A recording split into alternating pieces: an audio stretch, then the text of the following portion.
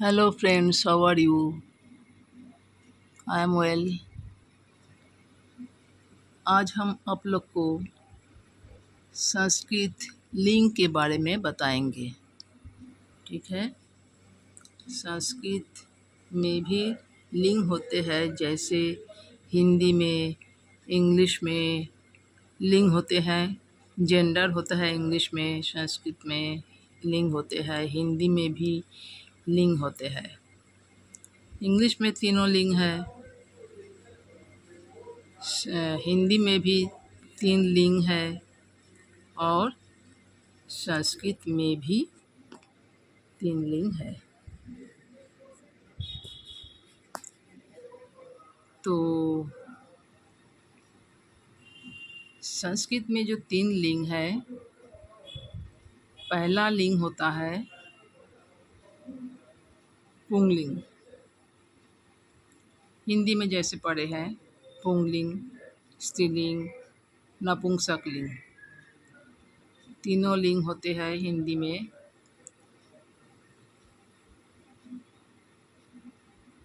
और इंग्लिश में भी तीनों लिंग होते हैं, जैसे मैस्कुलिन, फेमिनिन, न्यूटर, जेंडर। तो उसी तरह संस्कृत में भी 3 लिंग होते हैं।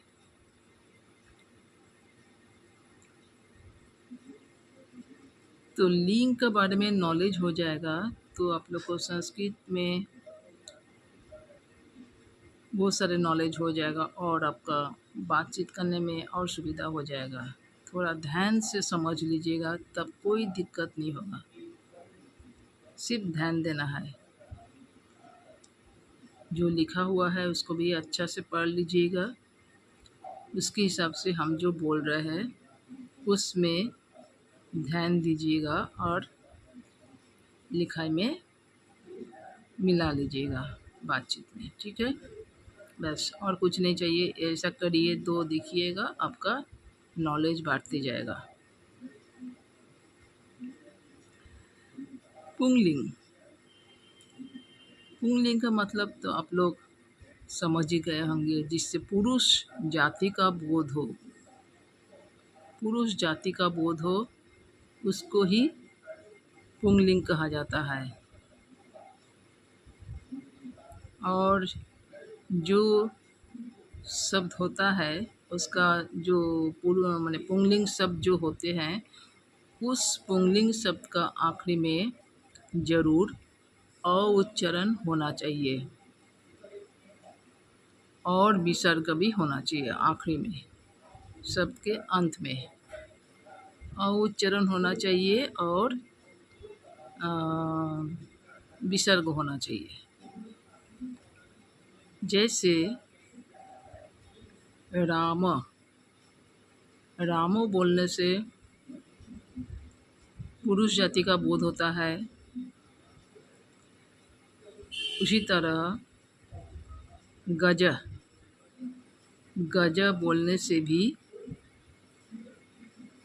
पुरुष जाति का बोध होता है। कैसे पता चला पुरुष जाति का बोध होता है?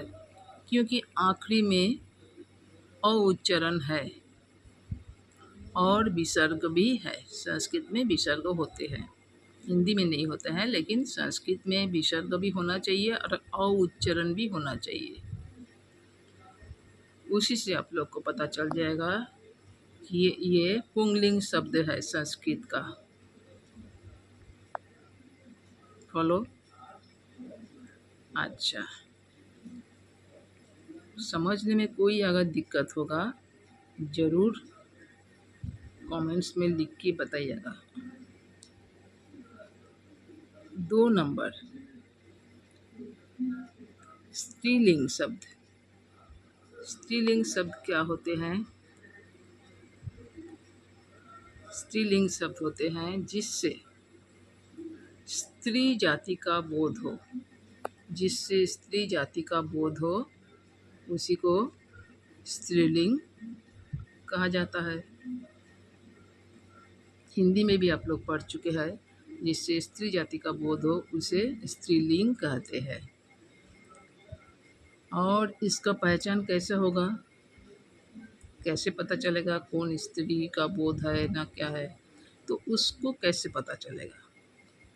उसमें देखिएगा आखिरी में आकार का उच्चारण होगा, आ होगा, या दीर्घय का उच्चारण होगा, ई।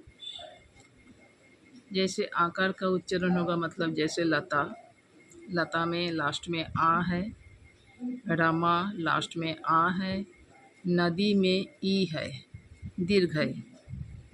तो उसी से पता चल जाता है कि ये स्त्रीलिंग शब्द है और स्त्रीलिंग है। समझ में आ गया? अच्छा, अभी नपुंसकलिंग 3 नंबर में आ रहा है। नपुंसक लिंग, नपुंसक लिंग में, नपुंसक लिंग तो आप लोग इंग्लिश में भी पढ़ चुके हैं, हिंदी में भी पढ़ चुके हैं, इंग्लिश में न्यूटर जेंडर पढ़ चुके हैं, जिससे ना पुरुष जाति का बोध होता है ना स्त्री जाति का बोध होता है। तो किसका बोध होता है? कोई अन्य वस्तु का बोध होता है। ठीक है, अन्य वस्तु। जैसे और उसका पहचान कैसे होगा? उसका पहचान होगा लास्ट में म में हलंत रहेगा, या म में हलंत के बदले म को हटा के उसका पहले वाला अक्षर में ऊपर में बिंदु लग जाता है, वो भी हो सकता है। म का चिन्ह बिंदु से भी होता है। तो बिंदु से तभी होता है जब वो शब्द के अंत में, वो नपुंसक लिंग के शब्द के अंत में, माने उसका बगल में दूसरा जो शब्द आएगा, वो दूसरा शब्द का पहला अक्षर अगर स्वर वर्ण रहेगा तो म में हलंत होगा। जैसे फल, फल के बाद अगर कोई सेंटेंस आता है, फल का बाद अगर दूसरा कोई शब्द है जिसका शुरू में स्वर वर्ण है, हर्षई दीर्घ, उसको स्वर वर्ण बोला जाता है, वो रहेगा तो म में हलंत होगा। अगर वो नहीं रहेगा, दूसरा मैंने म नहीं, नहीं रहेगा, व्यंजन वर्ण रहेगा, जैसे क ख ग घ अंगा च छ ज झ, इस टाइप का रहेगा, तो वो बिंदु हो जाएगा, माँ के बदले बिंदु में परिवर्तित हो जाएगा।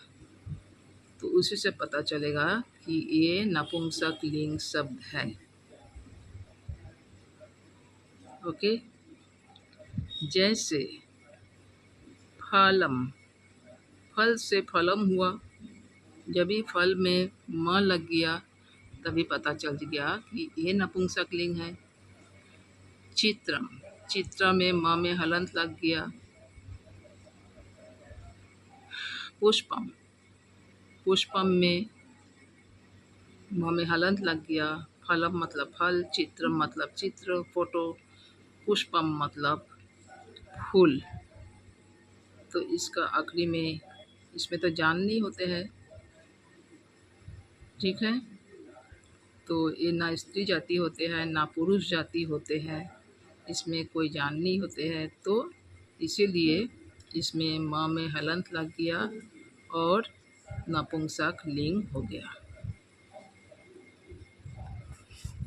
तो इतने हम शॉर्ट में बताए आज। उसके बाद दूसरा वीडियो में हम विस्तारित रूप से अच्छा से बता देंगे। ये खाली आप लोग को समझने के लिए शुरू में आप लोग को हम इतना ही बता दिए। तो इसको अगर आप लोग को समझ में आया तो ज़रूर सब्सक्राइब कर दीजिएगा। अगर पसंद आया तो लाइक कर दीजिएगा, कमेंट्स कर दीजिएगा और शेयर कर दीजिएगा। ठीक है, तो आगे जाके इसको हम विस्तारित रूप से बताएंगे। तो इसको अगर आप लोग अच्छी तरह से पढ़ लेंगे, एक बार में नहीं समझ में आएगा तो बार बार पढ़ते रहिए, जब तक समझ में नहीं आएगा तब तक पढ़ते रहिए। बोलते हैं ना, इंग्लिश में एक तो सेंटेंस है, practice makes man the perfect. जितना प्रैक्टिस करेंगे, कोई कोई बोलता है संस्कृत कठिन है, कोई कठिन नहीं होता है कोई सब्जेक्ट। ये तो लिटरेचर सब्जेक्ट है, ये तो जितना प्रैक्टिस करेंगे कोई भी सब्जेक्ट, आप जितने प्रैक्टिस करेंगे उतना ही आपको आसान होता जाएगा। आप जिसको ज़्यादा प्रैक्टिस करेंगे वो आसान है, ज़्यादा प्रैक्टिस नहीं करेंगे, ज़्यादा ध्यान नहीं देंगे, ज़्यादा परिश्रम नहीं करेंगे उसमें, तो आपको कठिन लगेगा। इसलिए कोई भी चीज़ आसान और कठिन नहीं होता है, वो अपना अपना प्रैक्टिस के ऊपर और ध्यान देने के ऊपर डिपेंड करता है। तो ये आप लोग का कोई अगर दिक्कत होगा तो आप लोग ज़रूर लिख के बताइएगा, अगर अच्छा लगेगा वो भी लिख के बता दीजिएगा। और ये हम शॉर्ट में बताए आप लोग को, लिंक बाद में और अच्छा अच्छा उम, उदाहरण देके और अच्छा से समझा देंगे कैसे क्या हुआ नहीं हुआ। ठीक है, तो आज इतना ही तक हम बताएं, तो आप लोग इसको बहुत अच्छा से पढ़ लीजिएगा।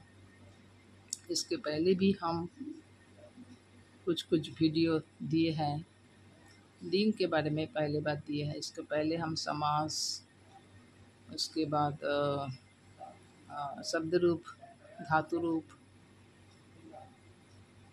उसके बाद उच्चारण स्थान, व्युत्पत्ति, ये सब के बारे में हम संधि विच्छेद हम वीडियो दिए हैं। आप लोग उसको भी पढ़ लीजिएगा। ठीक है, तो आज यहीं तक करते हैं। नमस्ते।